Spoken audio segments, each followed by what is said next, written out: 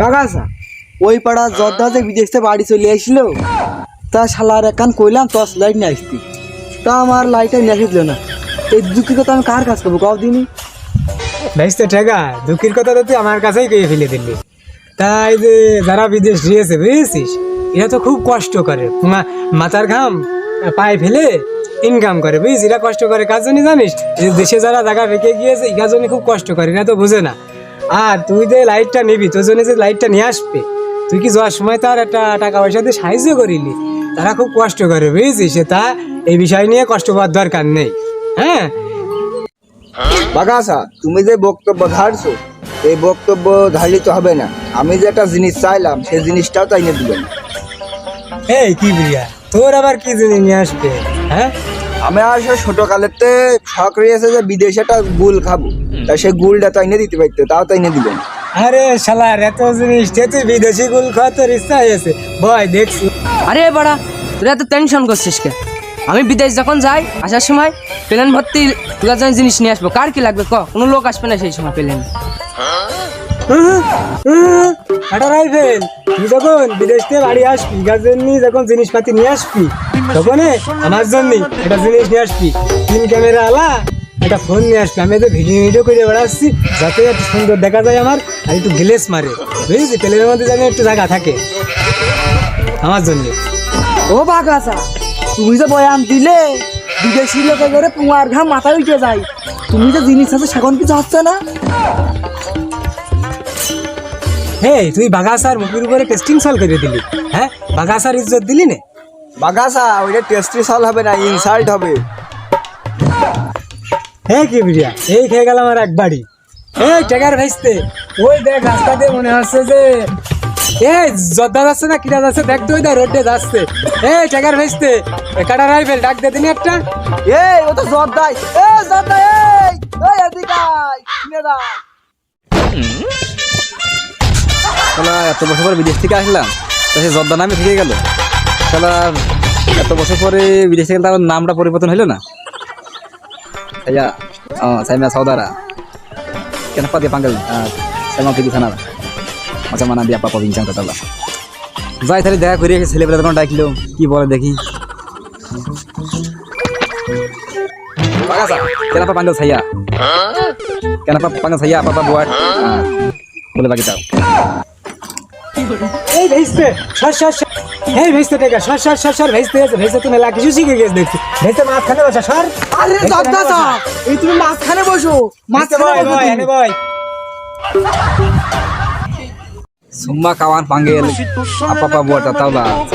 Saya pun ada ingat kawan panggil. Tengoklah dia apa bincang ke dia apa.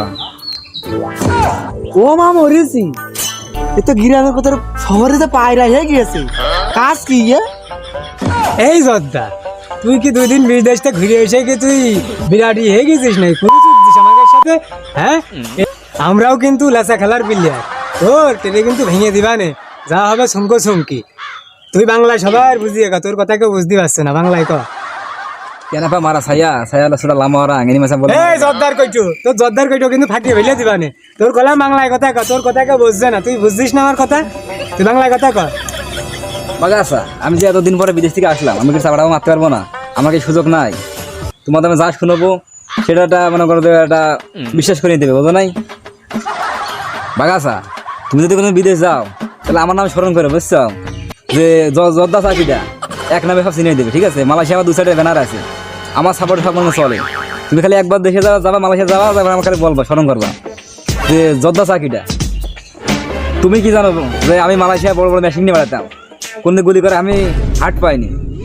আমার Malaysia মনে করো মদের বোতলে আমার ছবি ছাড়া মদ সেল হয় না, বড় বড় ক্যাসিনো আছে না, ক্যাসিনো মানে আমার ছবি ছাড়া খেলা চলে না, এরকম ব্যাপার। আমি এরকম ব্যাপারে চলি। saya hari-hari hisap rokok tahu, saya hari-hari hisap ganja, saya banyak kali.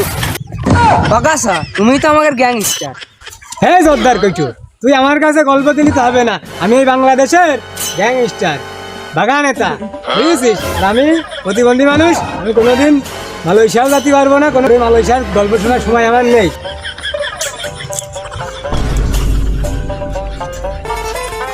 হ্যাঁ বনি এই চশমা কি মালয়েশিয়ান অরিজিনাল চশমা নাকি? এই চশমাটা তো আমার খুব ভালো লাগছে, চশমাটা তো খুব সুন্দর দেখা যাচ্ছে। হ্যাঁ, তো চশমাটা আমি খেয়ে দিলাম, বুঝেছিস? এই টেকার হয়েছে, এই শালার এখান থেকে ঘাড় ধাক্কা দিয়ে বের করে দিল। এই ওর শালা শালা হাট এখান থেকে হাট। আছি ভাই ভাইয়া मैं বসামি ওরা কালো স্ক্র্যাং মালয়েশিয়া কেন এই শালা তো কানে প্রেম ধরিয়ে দিল দেখছি। হ্যাঁ, বক বক করে। এই কিবরিয়া, এই শালা একটু খেতে দে, বসাতে। দিন পরে আমার মালয়েশিয়া যেতে হবে না, আমার এর কোচিং এ জয়েন করতে হবে। মারিস না। এই কোটার থেকেই আমার শুরু, এই কোটাই আমার গুরু। চলো উস্তাদ আমরা যাই। আসসালামু আলাইকুম, সবাই কেমন আছেন? তো আমি একটা কথা বলতে চাই। তা আমরা বিদেশে যখন যাওয়ার আগ্রহী হই তখন থেকে আমরা শুরু থেকে লাঞ্ছিত হই, অথবা আমরা যখন বাইরে যাই তারপরে লাঞ্ছিত হই। যখন আমরা বিদেশ থেকে ব্যাগ আসি এয়ারপোর্টের ভিতরে তখন আমরা লাঞ্ছিত হই, লাগাজ মিটা কেড়ে মালপত্র সব বের করে নেয়। তাহলে কি আমরা কি সব জায়গায় লাঞ্ছিতই হবো? আর এই যে আমরা দেশে আসি, দেশে আসার পরে লোকজনের কাছে এখানে এসে আমরা লাঞ্ছিত হই, তাহলে আমাকে এটা কি পাত্র? এটা কি আমাদের ফল? আমরা কি বিদেশে কি পাপ করছি? বাংলাদেশের রেমিটেন্স যোদ্ধা, আমাদের টাকাই বাংলাদেশের অর্থনীতি চলে।